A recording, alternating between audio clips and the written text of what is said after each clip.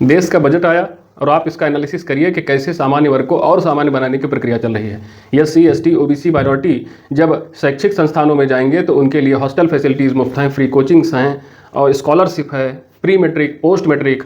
और फिर जब वो उद्यम करना चाहेंगे और स्वरोजगार करना चाहेंगे तो उसके लिए भी तमाम टारगेटेड वेलफेयर स्कीम्स हैं।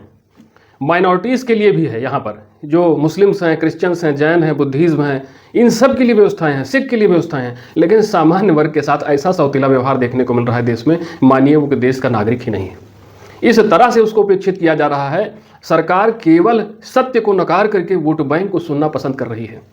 मैं ये बता दूं कि इस तरह की उपेक्षा अत्यंत घातक सिद्ध होगी। जो टर्म संविधान में, कॉन्स्टिट्यूशन में डिफाइंड ही नहीं है।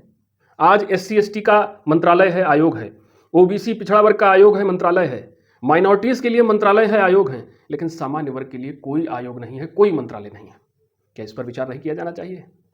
इतनी सारी सुविधाएं देने के बाद भी एससी एसटी ओबीसी माइनॉरिटी को आपको सामान्य वर्ग के पैरों में आरक्षण की बेड़ियां लगानी पड़ती हैं, तब जाकर के आप इनके उत्थान के लिए काम कर पाते हैं।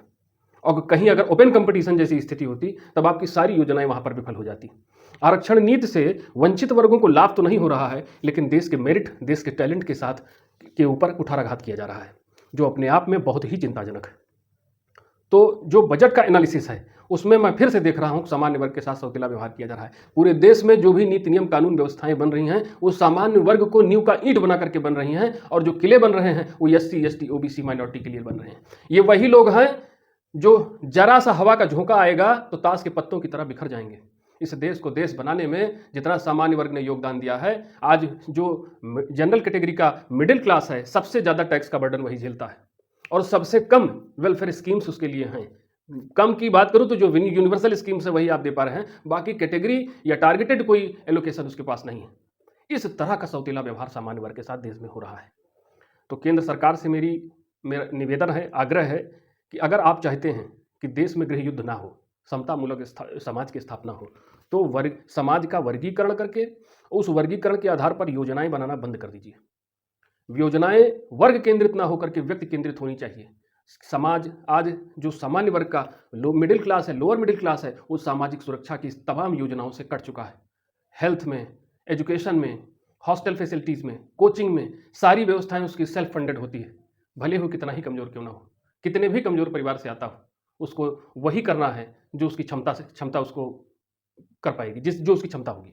और यहाँ तरह तरह की योजनाएं चलाने के बाद भी वेलफेयर स्कीम्स ला करके, तरह तरह का सपोर्ट देकर भी आप एससी एसटी ओबीसी माइनॉरिटी के उत्थान में सफल नहीं हैं।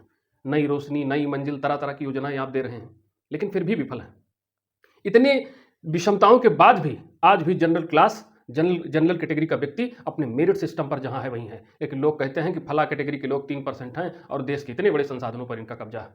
वो कब्जा नहीं है, किसी ने ला करके हमें झोली में नहीं दिया था, उसे हमने अपने बलबूते, अपनी क्षमता, अपनी योग्यता के दम पर अर्जित किया है।